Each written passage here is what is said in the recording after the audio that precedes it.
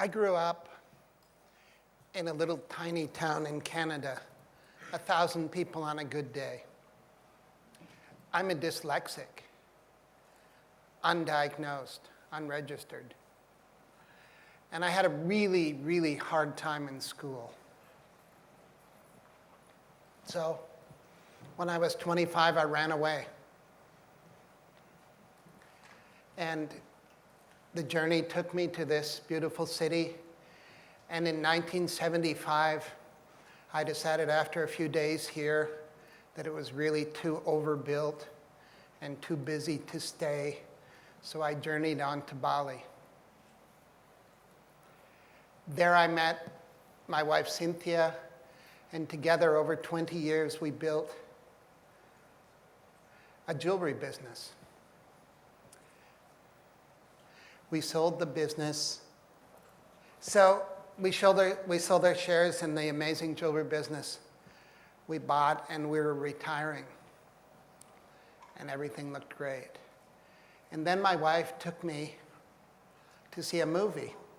And instinctively I knew that I didn't want to see this movie. And this guy ruined my life.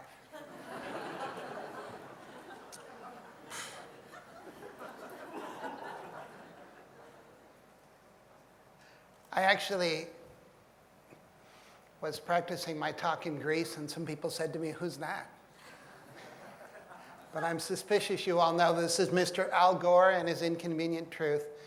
And even if part of what he told me in that movie is true, I realized with 4 children,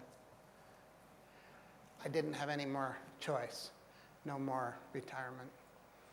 I realized that they're not going to have the life that I had, the free ride that we've all had. And I decided to dedicate the rest of my life to doing whatever I could to make the possibilities of their lives and their children's lives a little better. So here we are in Bali. I'm sure you've all been. It's a tiny little island, 60 miles by 90 miles. That's the school. And it's a place that I chose because it has one of the most intact, sophisticated Hindu cultures left on the planet. The people are smiling. When they bring the gods down to bless them, they bless not just the village, not just the island, but everyone who's breathing. And this is the school. It sure doesn't look like a school, but it's a school, it's green, it's extremely green, and that's what we're going to talk about. There's no walls. It was a kind of contentious discussion with one of the school teacher founders. Where are we going to put the art?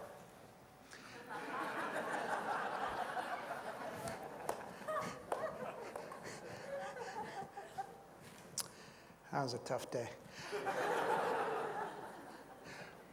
Bamboo blackboards.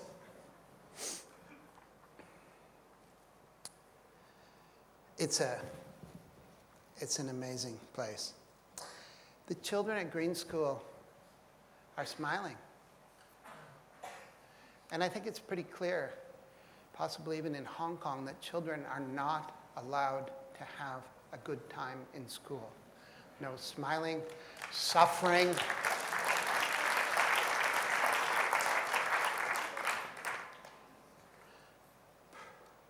And we practice holism.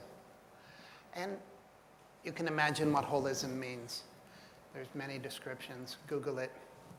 But the idea is that if this young lady has a holistic education, chances are she's going to demand a whole world, a whole city, a whole planet to live on. We send our children to a box, a pretty ugly box, for 181 days a year. The box that I learned in was built by the same people that built the insane asylum and the prison out of the same materials, which seemed to be mandated by the men who cleaned the halls with brooms. What are we doing? Why are we sending our children to ugly, asbestos, concrete boxes? And we're preparing them for this. And if you see yourself there, get out.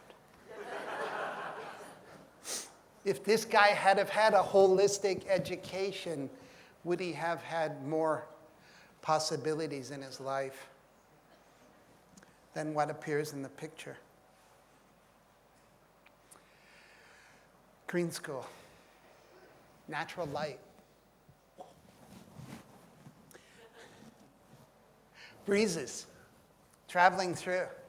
I've become a person who appreciates a breeze. The constant breeze of air conditioning is not necessarily what I'm talking about. And it gets hot there. And when it gets really hot, guess what? The kids deploy bubbles. And these are the world's first natural bubbles. It's rubber from the rubber tree and cotton from the cotton plant. And we blow them up. So we've turned that box that I was talking about into a bubble. And these kids know that that painless turning of the knob may not be part of their future. And when we pay the bill at the end of the month for this, climate control, we're just fooling ourselves, because the real bill is going to be paid by our grandchildren. Kids are kids. These kids did graffiti on their beautiful bamboo desks. And their names were written on the blackboard. And they were signed up for 2 extra classes. One was sanding. And the other one was re-waxing. We've got to give our kids the idea, we've got to give our kids the message that they're in control. They weren't sent to the principal's office. They fixed their desks. They own them. Green school is on the grid, and I hear that bloody generator banging away, and I think, what an ugly thing. But it's got the commitment from an amazing solar energy company in Paris to take it off the grid, which should happen in the next 6 months. And this is a vortex. And it's, aside from being beautiful, when the turbine drops in there, it will produce 8,000 watts of electricity day and night in an only 2.5 meter drop in the river.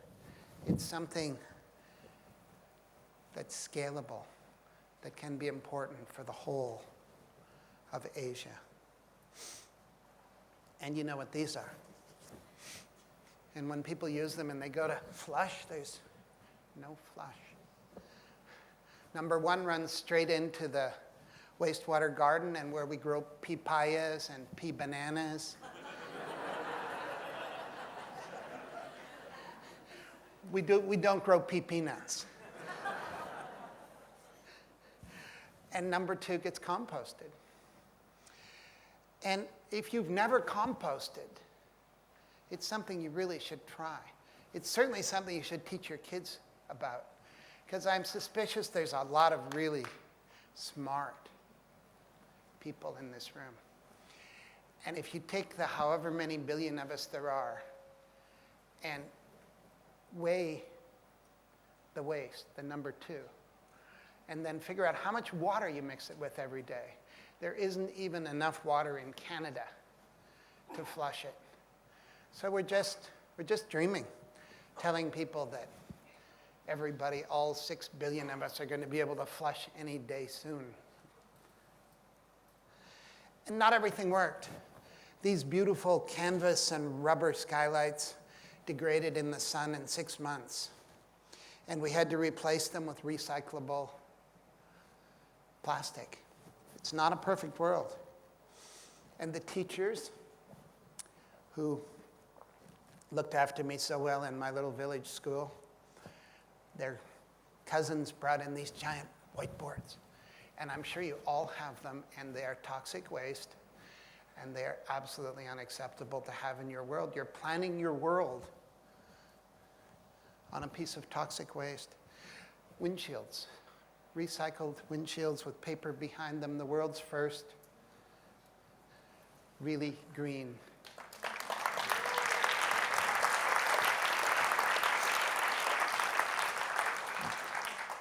Where do your old windshields go?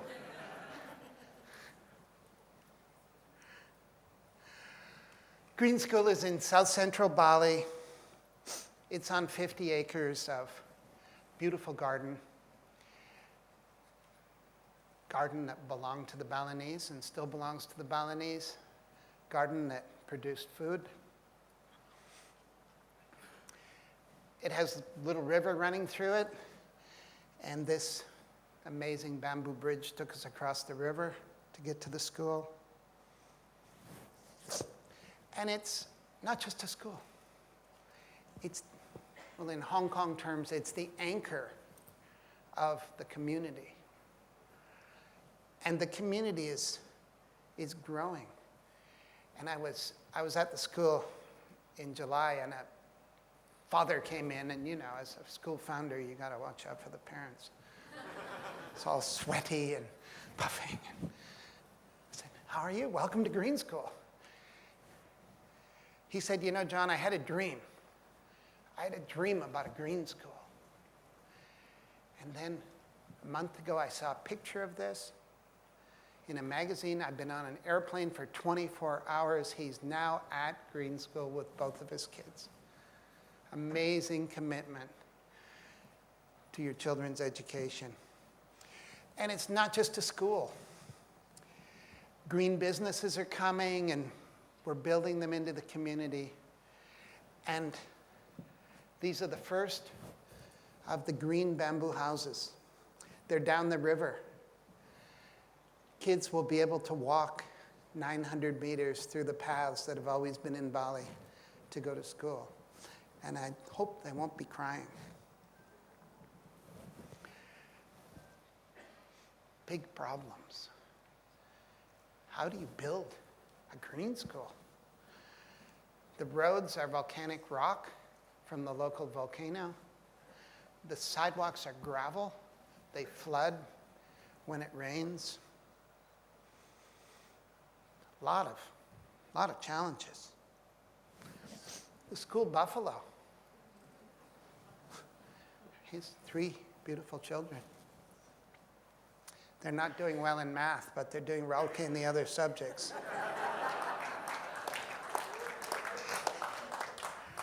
He's going to have that hedge, and all the Green School hedges are there for him for lunch. And the kindergarten kids recently moved their gate. And they were digging up the gate and getting ready to put the new gate in, and they dug up tapioca roots. And sure enough, they took them up to the kitchen, sliced them really thinly, and made them into delicious tapioca chips. They ate their fence. Landscaping. Wow. All we could do was to keep the garden a garden, drop the classrooms in carefully, leave a space for these guys who are Bali's last black pigs.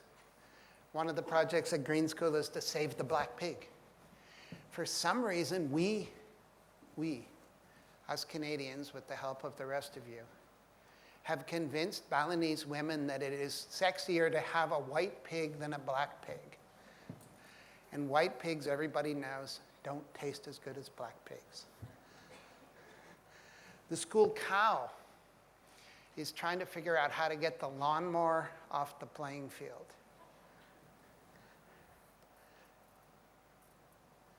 And these kids, they're rice eaters. I suspect everyone here is a rice eater. But these kids have something special. They know how to plant organic rice. They know how to look after organic rice. They know how to harvest organic rice. They know how to keep it brown, and they know how to cook it and eat it together. This is a skill. This is a basic skill that may be very valuable in the future. This little kid is harvesting something for lunch. It's like, wow. I want to invite you all. We feed 400 people lunch every day. There's people over there too.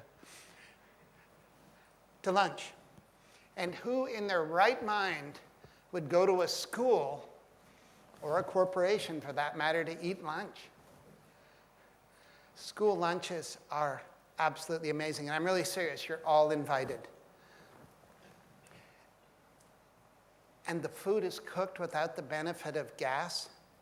It's cooked on sawdust burners by local Balinese women that never went to cooking school, using age-old secrets they have gotten from their grandmothers. And the food is absolutely amazing. Green School is local and global. There are kids there from 32 countries.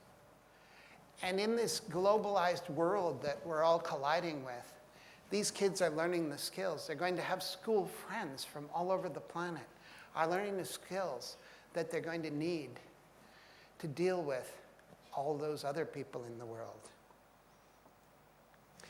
They're learning to build. They're learning to hammer bamboo pegs and build in bamboo. They're practicing age-old arts, Balinese martial arts that were performed in the rice paddies. I guess they didn't have many of those plastic mats. And the kids love it. The mothers are not completely convinced that the kids should be getting dirty. We're hoping for a soap commercial to be shot at Green School. And we made a commitment. We made a big commitment. It's keep Green School local. Unfortunately, the affluent Balinese kids all go to the fancy air-conditioned school with the air-conditioned playing field. So we made a scholarship program for 20% of the school to be Balinese. And it's really amazing. And people have come forward, are coming forward from all over the world to sponsor these Balinese kids so they can have a world-class green education. These kids will become the green leaders that come back to Bali, that will lead Bali toward a green future. Volunteerism is amazing at Green School. There's a man came from Java with a new kind of organic agriculture. A woman came from Africa with the marimba band. And between the mothers, the fathers, and the teachers, they're committed to make a new generation of green leaders for the world. The Green School effect, we don't know what it is. We changed dyslexia to prolexia, and the idea is that these kids are thriving in this environment. We've got some PhDs coming soon to study what this beautiful environment could be doing to kids that are learning different. And all the kids are thriving. We did it very simply. We had huge help from this plant. It comes out of the ground like a train. It is strong enough to build buildings like this. It's as dense as teak and will hold up any roof. The architects brought us this plan, and this box here was called the Administration Complex. We changed the name to Heart of School, which changed everything forever. It's a place that sits in the middle of the campus. You'll see it when you come for lunch. The builders didn't know what to do with reams of design CAD, so we built the models. They measured the models with bamboo rulers, and using ancient techniques of bamboo architecture, they built the school. Everything was done primarily by hand. And it was chaos. And the Balinese want to be as modern as anyone. And they used metal scaffolding to build the building. And when the scaffolding came down, we had a cathedral to green, and we had a cathedral to green education. Green School has 7 kilometers of bamboo in it. It may not be the largest bamboo structure in the world, but many people believe it's the most beautiful. So, how do we do it? This is reproducible in your community. You need to follow some very simple rules. Be local, let the environment lead, and think about what your grandchildren are going to have to build with and to deal with. So, Green School number 1 is doing well. It has 220 students starting next term. It's the first of many, many green schools that will be built around the world. Come to greenschool.org and join us in making that happen. And the last message I have is Green School is looking for a dynamic, young education leader who's going to change the world. Go to the website and come and join us. Thank you very much.